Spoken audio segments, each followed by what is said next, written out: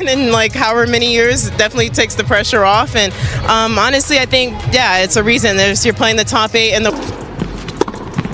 That'll do very well. Thank you very much for the defending champ. And a quality rebound from a disappointing loss in her first effort. Onto the court against Jasmine Paolini. It was no longer the same player who had suffered a loss just days before. This version of Coco looked completely transformed, calm, precise, and fully locked in from the start. Right from the opening serve. The atmosphere felt different, as if the match had already shifted in her favor. Her movement was cleaner, her reflexes sharper. And her eyes carried quiet intensity that made it clear something inside her had switched on. She was no longer just trying to stay in the match. She was dictating it. Every rally became a statement of control and confidence. When Paolini attempted to push her back behind the baseline, Coco responded by stepping forward, taking the ball early, and controlling the tempo of play. Even when the crowd reacted in shock after one of her incredible angled shots, she remained completely composed. No big celebrations. No extra gestures. Just pure disciplined focus on every point. Is that she always had that fire in her. She was always a fighter, right? She was like this, just ran off emotion and survival mode, and she could just go.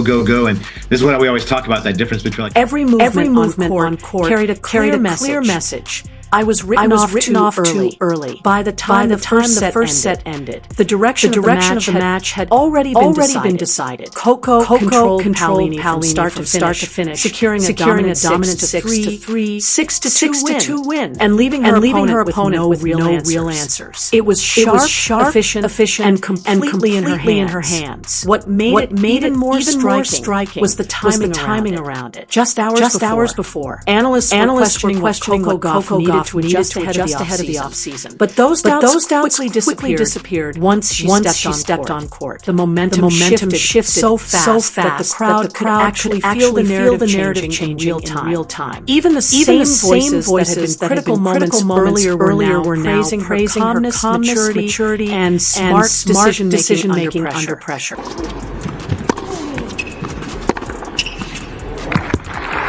Interesting. And somewhere in the background, Aryna Sabalenka was watching closely the same rival whose presence always seems to pull a different intensity out of Coco. Because when Gauff plays with that level of focus, even the highest ranked players begin to feel the pressure rising. This wasn't just a return to form. It was a warning shot to the rest of the field. What we were seeing wasn't only a comeback. It was the moment of fierce rivalry started burning hot again at the very top of women's tennis, where every meeting now feels bigger, louder, and far more personal than before. She was showing that, yeah, I'm still a fighter. I mean, she was showing up week after week, knowing that she was going to completely just embarrass herself. Double faults, breaking records on all the worst records you could break, but she still kept showing up. The humility, like the frustration, it didn't stop her. She just kept going. Even though she didn't have the answer, she was digging and trying, but she had that something inside of her that allowed her to show up and keep going. Which is great. That's more like that young, emotional fighter. Just go bang your head against the wall and just keep going.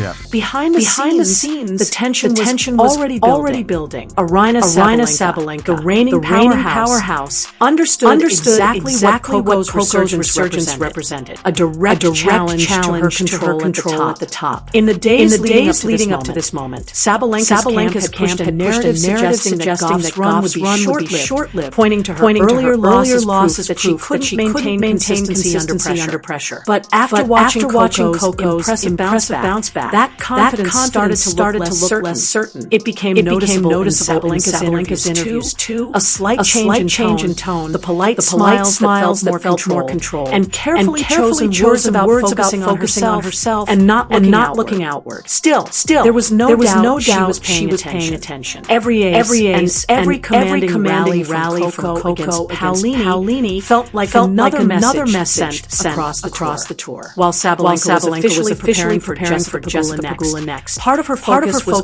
already drifting toward what could come next. A potential rematch with Coco Gauff, the same young star who had unsettled her in Australia months earlier. And it's easy to understand why that possibility might be adding pressure behind the scenes. Pegula was still a difficult challenge, but the real threat at this stage was momentum. And right now, every bit of it belonged to Coco Gauff. Across the tennis world, people could sense the shift happening in real time as the young player who had been doubted just earlier suddenly regained full control of her narrative, while Sabalenka's team worked to keep expectations in check. What makes this rivalry so compelling goes beyond skill alone. It is the contrast in their personalities. Sabalenka plays with fire and intensity, feeding off emotion and explosive power, while Gauff stays composed and calculated, growing stronger under pressure through discipline and control. When these two meet, it is more than just a match. It becomes a mental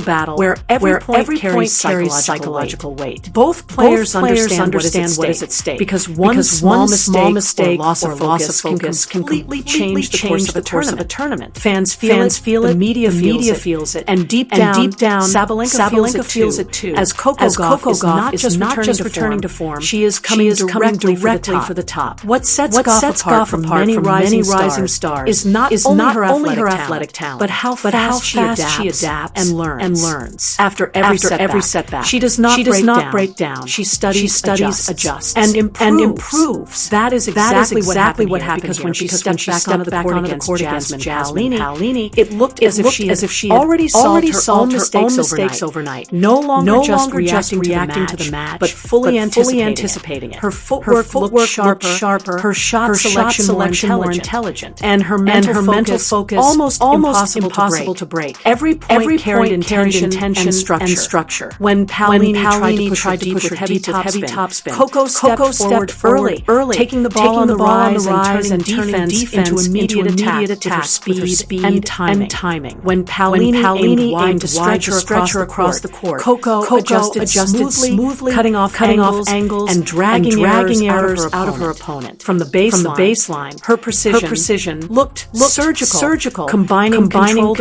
aggression, zero hesitation or unnecessary risk. Her backhand, already regarded as one of the cleanest on tour, became a major weapon, consistently punishing shorter balls and setting the rhythm of the match. Even when she moved into the net, her confidence stood out clearly, as these were no longer rushed or desperate attempts earlier rounds, but planned, intelligent from a player fully in control. What impressed fans even more than her technique was her calmness under pressure. Even after dropping a few long rallies, she showed no visible frustration, quickly resetting with steady breathing and complete focus on the next point. That mindset of treating every point individually showed a level of maturity beyond her years and is what separates champions from challengers. By the end of the match, Coco was not just beating Paolini. She was controlling every rhythm of play, forcing mistakes instead of waiting for them. With every shot part of a clear and effective plan that she executed perfectly. That it is no surprise that as the crowd exploded in celebration after match point, the cameras quickly turned toward Sabalenka's team. Because if Coco Gauff could rediscover her rhythm this fast, everyone understood what that signaled. This comeback did not look like a one-time surge. It looked like a warning to the entire field. While Coco was making headlines on court, Sabalenka's camp was busy shaping the story behind the scenes. And their message went beyond just tennis. Her performance coach, Jason Stacy, pushed the idea of a full reset, describing it as a resurrection mission, insisting Sabalenka was locked in and ready to finish what she started. A statement that seemed indirectly aimed at Coco. Yet behind that confidence, there were visible cracks. In interviews, Sabalenka's usual energy felt more controlled, almost restrained, as if she was trying to convince both herself and everyone watching that she was still fully in command. The tennis world had not forgotten their last meeting, where Coco ended Sabalenka's streak and took the title, a defeat that clearly left a lasting mark. Now, with journalists repeatedly bringing up Gauff's name, the pressure was building in a way that could not be ignored. Every question about a potential rematch seemed to land heavily. And the more Sabalenka's camp spoke about revenge and redemption, the clearer the picture became. Coco Gauff was no longer just another opponent. She had become the central focus of Sabalenka's mindset. Meanwhile, Gauff remained completely silent, offering no comments and no reactions, only pure focus on what was ahead. While Sabalenka's camp attempted to shape the mental battle through words and messaging. Coco was preparing in her own way, letting her actions on court speak louder than anything set off it. And if history has shown anything, it is that Gauff does not get pulled into distraction. She answers everything with her racket. The pressure finally reached a breaking point after her previous encounter with Coco Gauff at the Australian Open Final, where Aryna Sabalenka's emotions spilled over in front of the world. Right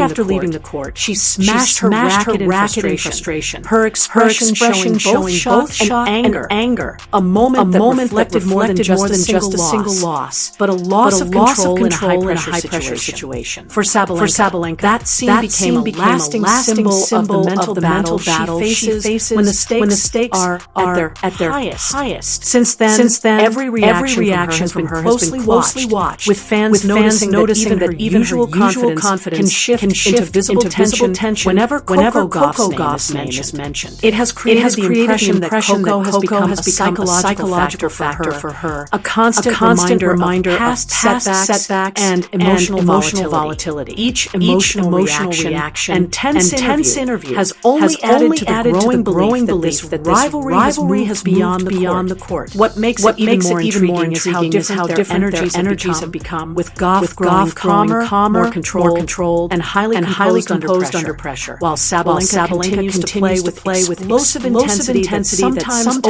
overwhelms her emotionally. When she is in control, she looks almost untouchable.